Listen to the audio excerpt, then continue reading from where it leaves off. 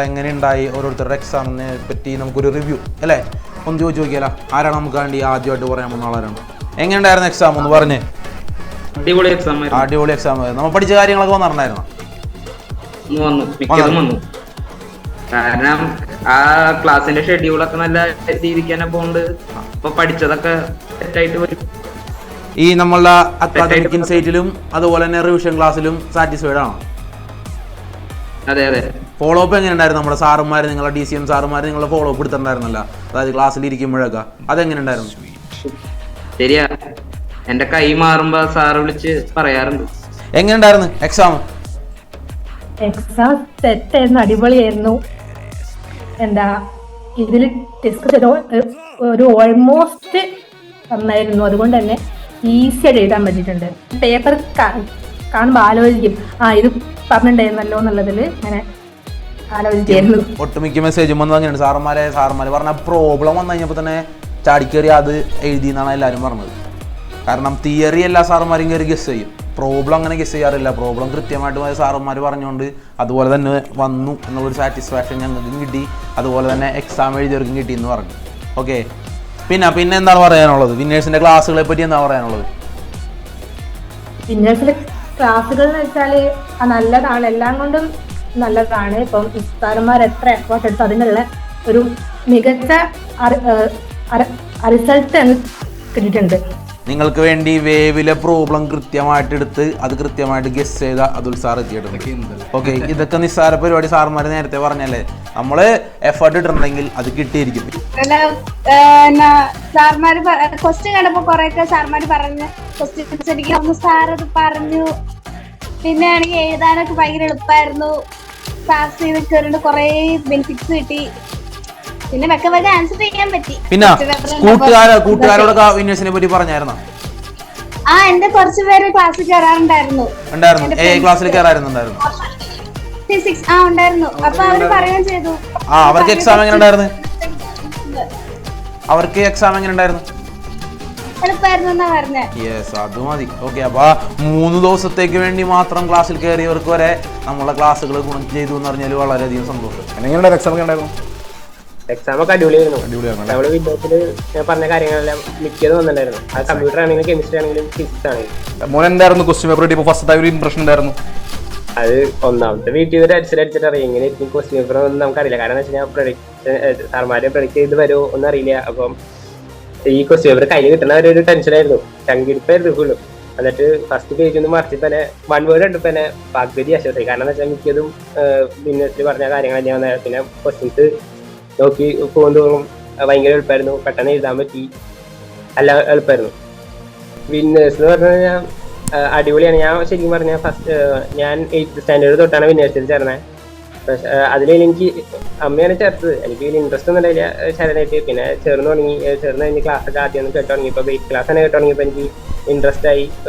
എനിക്ക് മാത്സ് ഒന്നും ശരിക്കും ഇഷ്ടമല്ല, എനിക്ക് ഇഷ്ടമില്ലാത്തൊരു വിഷയമാണ് മാത്സ്. പിന്നെ പതിയെ അത് ഇമ്പ്രൂവ്മെന്റ് വന്നു തുടങ്ങി. എനിക്ക് ഭയങ്കര ഇഷ്ടമായി മാത്സ്. ഏറ്റവും ഇഷ്ടപ്പെട്ട ഒരു സബ്ജക്റ്റ് മാത്സ് തന്നെയാണ്.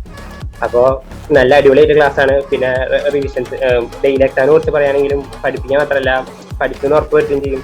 ഇപ്പം മാർക്ക് പറഞ്ഞാലായാലും ടീച്ചർ ഒന്നില്ലെങ്കിൽ വിളിക്കും, അല്ലെങ്കിൽ വോയിസ് മെസ്സേജ് ചെയ്യും. ഷാഡോ ടീച്ചർ വോയിസ് മെസ്സേജ് ചെയ്യും, എന്തായാലും മാർക്ക് പറഞ്ഞ നന്നായിട്ട് പഠിക്കുന്നൊക്കെ പറഞ്ഞ് വോയിസ് മെസ്സേജ് ചെയ്യും.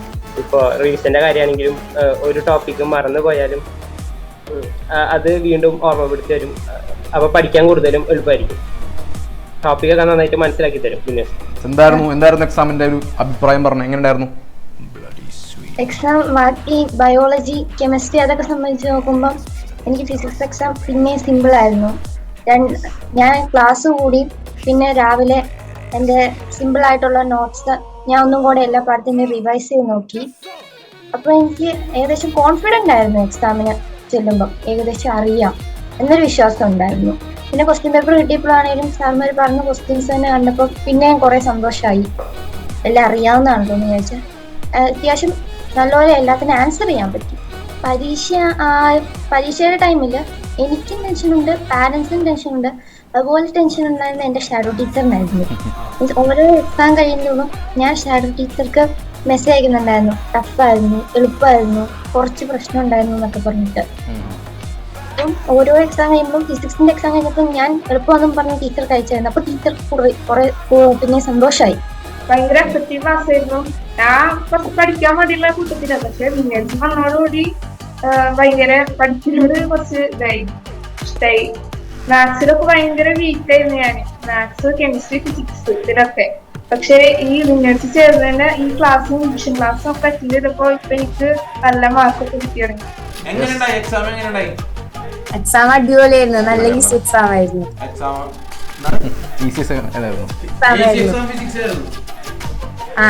ഇതുവരെ പറഞ്ഞാല് ഈസി എക്സാം ഫിസിക്സ് ആയിരുന്നു. എനിക്ക് ഫിസിക്സ് ആയിരുന്നു എല്ലാത്തിനേക്കാളും പേടി.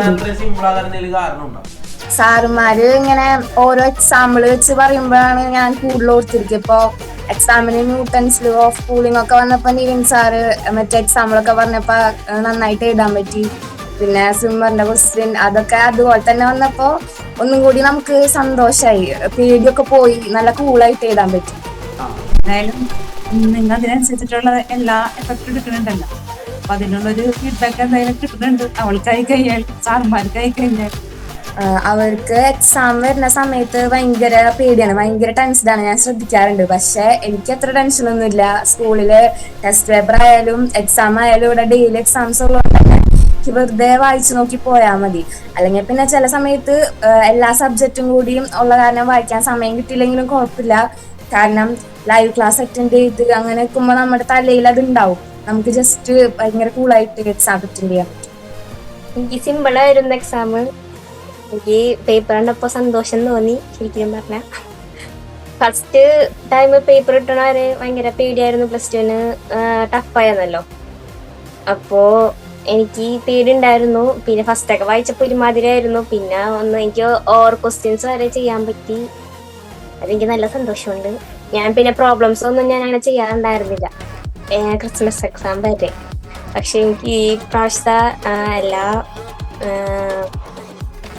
ന്യൂമറിക്സ് ചെയ്യാൻ പറ്റി. ക്വസ്റ്റ്യൻസ് ഒക്കെ എനിക്ക് എന്താ പറയാ, എക്സാമിന് മുൻപായിട്ട് ഇങ്ങനെ കുറച്ച് പഠിക്കാന്ന് കഴിച്ച് മാറ്റി വെക്കുന്ന സബ്ജക്റ്റുകൾ എനിക്ക് ഈ റിവിഷനിൽ കൂടെ എനിക്ക് പഠിക്കാൻ പറ്റി. കുറെ പ്രാവശ്യം റിവിഷൻ നടന്നുകൊണ്ട്. ഞാൻ 10th വിജയിച്ചിട്ടുണ്ടായിരുന്നു. എനിക്ക് ഞാന് കുറെ പേര് ചോദിച്ചവരോടൊക്കെ നല്ല ഫീഡ്ബാക്കാണ് പറഞ്ഞത്. കാരണം ഞാൻ കുറെ പേർക്ക് നമ്പർ കൊടുത്തിട്ടുണ്ടായിരുന്നു. എല്ലാവർക്കും ചേർന്നവർക്കൊക്കെ ഇഷ്ടപ്പെട്ടെന്നാ പറഞ്ഞത്. 10th CBSE ആണെങ്കിലും ഉണ്ട്. പിന്നെ നല്ല പ്രശ്നം ശരിക്കും കയറിയപ്പോ നല്ല റിവിഷൻ കഴിഞ്ഞപ്പം പിന്നെ എക്സാം ഫേസ് ചെയ്തു. എന്നെ സംബന്ധിച്ചിടത്തോളം I am very much satisfied. Because എനിക്ക് സക്സസ് ഉണ്ടെങ്കിൽ അതിനകത്ത് 50% അഫ്കോഴ്സ് വിന്നേഴ്സിനാണ്. ബിക്കോസ് എന്താ പറയാ, സ്കൂളിലെ ടീച്ചേഴ്സ് ഇട്ടതിനേക്കാളും കൂടുതൽ വർക്ക് വിന്നേഴ്സിന് ഇട്ടിട്ടുണ്ട്. ഞാൻ 10th ഉണ്ടായിരുന്നു വിന്നേഴ്സിൽ. ആൻഡ് ഞാൻ പൊതുവെ അങ്ങനെ പഠിക്കാൻ ഞാൻ അവസാനത്തേക്കെല്ലാം കൂട്ടിയിട്ടിട്ട് പഠിക്കുന്ന ഒരു ഇതായിരുന്നു എനിക്ക്. ഈ ഡെയിലി എക്സാം വന്നതോടെ ഞാൻ അത് മൊത്തത്തിൽ മാറി. ആ ഡെയിലി എക്സാം വരുന്നത് നമ്മളറിയാതെ തന്നെ നമ്മൾ ആ ഒരു സിസ്റ്റമാറ്റിക് ഫ്ലോയിലോട്ട് പോവാണ്. ആൻഡ് എനിക്ക് കൂടുതൽ ഡെയിലി എക്സാം ഇതായത് ടൈം മാനേജ്മെന്റ് ആണ്. എനിക്ക് സാധാരണ ഞാൻ ഒരു എക്സാമും ആ കറക്റ്റ് സമയത്തിന് എഴുതി തീർക്കാണ്ടായിരുന്നില്ല. ആൻഡ് ഈ കഴിഞ്ഞ എക്സാം ഒക്കെ ഞാൻ എല്ലാം 10 മിനിറ്റ്, ഈവൻ സബ്ജക്ട്സ് ഒക്കെ ആണെങ്കിൽ ഞാൻ ഓൾമോസ്റ്റ് ഒരു 20 മിനിറ്റ്സ് ഒക്കെ മുമ്പ് എഴുതി തീർക്കാറുണ്ട്. അതിനകത്തൊരു ബിഗ് ഇമ്പാക്ട് ഈ ഒരു ഡെയിലി എക്സാമിനുണ്ട്. സോ എന്നെ സംബന്ധിച്ചിടത്തോളം ഞാൻ വിന്നേഴ്സിൽ ജോയിൻ ചെയ്തതോടെ especially through these daily exams ഞാൻ കൂടുതൽ വർക്ക് ഇട്ടിട്ടുണ്ടെന്ന് എനിക്ക് തന്നെ തോന്നി. ആൻഡ് എനിക്ക് എൻ്റെ തന്നെ ഒരു കോൺഫിഡൻസ് വിന്നേഴ്സ് വന്നതോടെ കൂടി തുടങ്ങി. I could really felt in the marks also. Because 10th അപേക്ഷിച്ച് നോക്കുമ്പോൾ എനിക്ക് +1 തുടങ്ങിയ പിന്നെ എനിക്ക് എല്ലാതും നല്ലൊരു ഇമ്പ്രൂവ്മെന്റ് ഉണ്ടായിരുന്നു. അപ്പം സാർ ഒന്ന് ഫസ്റ്റ് ക്ലാസ്സിൽ ഉണ്ടായിരുന്നു. By the end of the +1 നിങ്ങൾക്ക് നല്ലൊരു ചേഞ്ച് വരുന്ന ഫീൽ ചെയ്തു. അതിപ്പം ആ ചേഞ്ച് മോനൊക്കെ ഫീൽ ചെയ്യുന്നുണ്ടോ? ആക്ച്വലി ഉറപ്പായിട്ട് ഫീൽ ചെയ്യുന്നുണ്ട്. ടു ബി ഹോണസ്റ്റ്, ഞാൻ സാറ് പറഞ്ഞപ്പോൾ ഞാൻ വിചാരിച്ചു ഇത്രയും ഡെറിവേഷനൊക്കെ എങ്ങനെ പഠിക്കാനാണ്. പക്ഷെ എല്ലാ ഡെറിവേഷനും ഒന്നിലൊന്ന് എനിക്ക് തോന്നുന്നു ഞങ്ങൾക്ക് കൂടുതൽ ഡെറിവേഷൻ എടുത്ത് നിവിൻ സാറാണെന്ന് തോന്നാൻ. Just did it exactly well. Because ഓരോ ഡെറിവേഷൻ എന്താ പറയുക, ഒന്നിലൊന്ന് മെച്ചമായിട്ട് എത്ര തവണ ആണെങ്കിലും സാറ് മനസ്സിലാക്കി തരുന്നതിന് ഒരു കുഴപ്പമുണ്ടാകുന്നില്ല. പിന്നെ എനിക്ക് റേസിന്റെ ചാപ്റ്റർ ആണെങ്കിലും കമ്പാരിറ്റീവ്ലി ബാക്കി ചാപ്റ്റർ വെച്ച് കുറച്ച് എനിക്ക് ഡിഫിക്കൽട്ട് ആയിരുന്നു. പിന്നെ ആ വാല്യൂ പോലും മാറേണ്ട ആ ക്വസ്റ്റ്യൻ അവിടെ വന്നപ്പോൾ എനിക്ക് ആദ്യം ഓർമ്മ വന്നത് സാറിന്റെ വന്നാണ്. എനിക്ക് ഇത് വന്നൂലോ എന്ന്. പിന്നെ ആ ഗേജ് പ്രഷറിന്റെ ക്വസ്റ്റ്യൻ ഞാൻ വിചാരിച്ചില്ല അത് വരുമെന്ന്. കാരണം ബിക്കോസ് ക്രിസ്മസിന് ആ സെയിം ക്വസ്റ്റ്യൻ വന്നോണ്ട് അപ്പൊ ഞാൻ വിചാരിച്ചു നിവിൻ സാർ പറഞ്ഞാൽ വന്നൂലോ എന്ന്. വിചാരിച്ചു. എനിക്ക് സത്യമായിട്ടും ആദ്യത്തെ പ്ലസ് 1 ഞാൻ CBSE ആയിരുന്നു. സോ എനിക്ക് കെമിസ്ട്രിക്ക് ഞങ്ങൾക്ക് സ്റ്റേറ്റിലെ പിള്ളേരൊക്കെ കുറച്ചും കൂടെ ടോപ്പിക് കുറവായിരുന്നുകൊണ്ട് ഇവിടുത്തെ ബേസിക് കോൺസെപ്റ്റ് ഞാൻ കിട്ടിയിട്ടുണ്ടായിരുന്നില്ല. സോ എനിക്ക് ആ ഒരു ടെൻഷൻ ഉണ്ടായിരുന്നു പ്ലസ് 1 കയറിയപ്പോൾ, അയ്യോ ഇത് വന്നില്ല അപ്പം എങ്ങനെയിരിക്കും. അപ്പം ബൈജു സാറിൻ്റെ ഒക്കെ ഞങ്ങൾക്ക് ആദ്യം ബേസിക് ക്ലാസ് ഉണ്ടായിരുന്നു. And that was very useful because അത് കഴിഞ്ഞപ്പോൾ എനിക്ക് കുറച്ചും കൂടെ ആ ഒരു ടോപ്പിക്സ് കണക്ട് ചെയ്ത് പഠിക്കാൻ തുടങ്ങി. സോ ഓഫ് കോഴ്സ് എനിക്ക് ആദ്യത്തേക്കായും നോക്കുമ്പോൾ എനിക്ക് ഇവിടെ വരുമ്പോൾ ഞാൻ ട്രൂലി സാറ്റിസ്ഫൈഡ് മൈസെൽഫ്. ആൻഡ് എനിക്ക് തോന്നുന്നു ഒരു കുറച്ചുകൂടെ എളുപ്പമായി തോന്നുന്നു. ഈ കൊല്ലം 10ാം ക്ലാസ്സിൽ സിലബസ് മാറിയാണ് ബുക്ക് വരാൻ പോകുന്നത്. അപ്പോൾ സിലബസ് മാറി വരുന്ന അലീനയുടെ അനിയന്മാരോടും അനിയത്തിമാരോടും വിന്നേഴ്സിനെ പറ്റി അലീനക്ക് എന്താ പറഞ്ഞത്? ഓക്കെ, എനിക്ക് തോന്നുന്നു നമുക്ക് അങ്ങനെ തോന്നുന്നുണ്ടെങ്കിൽ നിങ്ങൾ വിന്നേഴ്സ് ചൂസ് ചെയ്തിട്ടുണ്ടെങ്കിൽ it's the right choice. Because വിന്നേഴ്സിന് എനിക്ക് പേഴ്സണലി ഫീൽ ചെയ്തിട്ടുണ്ട് എത്ര ഡിഫിക്കൽട്ട് ആയിട്ടുള്ള ടോപ്പിക് ആണെങ്കിലും ഞാൻ വിന്നേഴ്സിന്റെ ക്ലാസ് കഴിഞ്ഞ് ഇറങ്ങുമ്പോൾ എനിക്കത് ഈസി ആയിട്ട് തോന്നിയിട്ടുണ്ട്. എനിക്കത് പല സബ്ജക്റ്റിലും എനിക്ക് തോന്നിയിട്ടുണ്ട്. അതുപോലെ 10th ഇറ്റ്സെൽഫ് നമ്മൾ ഒരു കാര്യം ഡിഫിക്കൽട്ട് ആണെന്ന് കരുതി വിന്നേഴ്സിന്റെ ക്ലാസ്സിലോട്ട് കയറുമ്പോൾ പക്ഷെ അത് കഴിഞ്ഞിറങ്ങുമ്പോൾ നമുക്കത് പക്ക സെറ്റ് ആയിട്ടായിരിക്കും നമ്മളത് ഇറങ്ങുക. അപ്പോൾ എത്രയൊക്കെ ടെക്സ്റ്റ് മാറിയാലും നമ്മുടെ സാർമാരോട് ഉണ്ടെങ്കിൽ നിങ്ങൾക്കത് പക്ക സെറ്റാക്കി തരും. So if you are going for A tuition, do opt for winners. എങ്ങനെയുണ്ടായിരുന്നു ഫിസിക്സിന്റെ എക്സാം ഒന്ന് പറഞ്ഞു കേൾക്കട്ടെ. സത്യത്തിൽ ഞാൻ കോൺഫിഡൻസിലാണ് എക്സാം എഴുതിയിട്ട് ഇറങ്ങിയത്. ഞാൻ നല്ല ടഫാന്ന് വിചാരിച്ചാണ് പോയത്. പക്ഷെ ഒരു ദിവസം ഗ്യാപ്പ് ഉണ്ടായിരുന്നു. ഞാൻ ഫുള്ള് കവർ ചെയ്യാൻ പറ്റും ഞാൻ ഒട്ടും വിചാരിച്ചില്ല. പക്ഷെ വിന്നേഴ്സിലെ മെറ്റീരിയലും സാറിന്റെ A ക്ലാസ്സിലെ ക്വസ്റ്റ്യൻസും നോട്ടും ഫുള്ള് കവർ ചെയ്തു. പിന്നെ ഡെയിലി എക്സാംസ് എനിക്ക് നന്നായിട്ട് യൂസ്ഫുൾ ആയി. കാരണം തലേ ദിവസം വായിച്ചു നോക്കിയാൽ ഒന്നും കിട്ടില്ല. പക്ഷെ കുറെ പഠിച്ച് അതിപ്പോ തലേ ദിവസം ഒറ്റ ഒരാഴ്ച വായിച്ചോണ്ട് തന്നെ ഫുള്ള് എനിക്ക് നല്ല കോൺഫിഡൻസ് ഉണ്ട്. ഇത് എന്തായാലും മനസ്സിലുണ്ട്, മറന്നുപോകില്ലാന്ന്. പിന്നെ ക്വസ്റ്റ്യൻസ് ഞാൻ നല്ല ടഫ് നന്നായി പ്രാർത്ഥിച്ചിട്ടൊക്കെ ഇരുന്നു പേടിച്ച്. പക്ഷെ ക്വസ്റ്റ്യൻ പേപ്പർ കണ്ടപ്പോ എനിക്ക് സന്തോഷമാണ്. എനിക്ക് അവിടെ ഇരിക്കാൻ പറ്റണ്ടല്ലോ. കാരണം എന്റെ എഴുതണം തന്നെ അവിടുത്തെ വേറെ സ്കൂളിൽ വന്ന സാറ് തന്നെ ചോദിച്ചു എക്സാം സിമ്പിളാണല്ലേ. പക്ഷെ ബാക്കിയുള്ളവർ ഇങ്ങനെ എനിക്ക് ഇരിക്കണണ്ടപ്പോ ഇങ്ങനെ എന്തോ പോലെ തോന്നി. പിന്നെ എന്നിങ്ങനെ എന്റെ ഫ്രണ്ട്സ് ഇങ്ങനെ എപ്പോഴും കളിയാക്കും ഇങ്ങനെ ഓൺലൈനാണ് ഓഫ്ലൈൻ അങ്ങനെയൊക്കെ. പക്ഷെ എന്റെ ക്രിസ്മസ് എക്സാമിനെ മാർക്ക് കണ്ടപ്പോ അവരൊക്കെ നെറ്റി. പിന്നെ അവരും കുറെ പേര് മിക്കവരും ഇപ്പൊ വിന്നേഴ്സിലുണ്ട് ഓൺലൈനും. പിന്നെ A ക്ലാസ്സിൽ അവരും കയറാറുണ്ട്. നിങ്ങള് മൊബൈലിൽ ഇതുപോലെ തന്നെ കോൾ വരുന്ന സമയത്തും അതുപോലെ തന്നെ മെസ്സേജ് വരുന്ന സമയത്തും നിങ്ങളെ കൃത്യമായിട്ട് വാച്ച് ചെയ്ത് DCM സാറുമാരുണ്ട് അല്ലെ ആ മൊബൈലിൽ. അവരെ പറ്റി എന്താ പറയാനുള്ളത്? അവരുടെ ഫോളോ അപ്പിനെ പറ്റി എന്താ പറയാനുള്ളത്?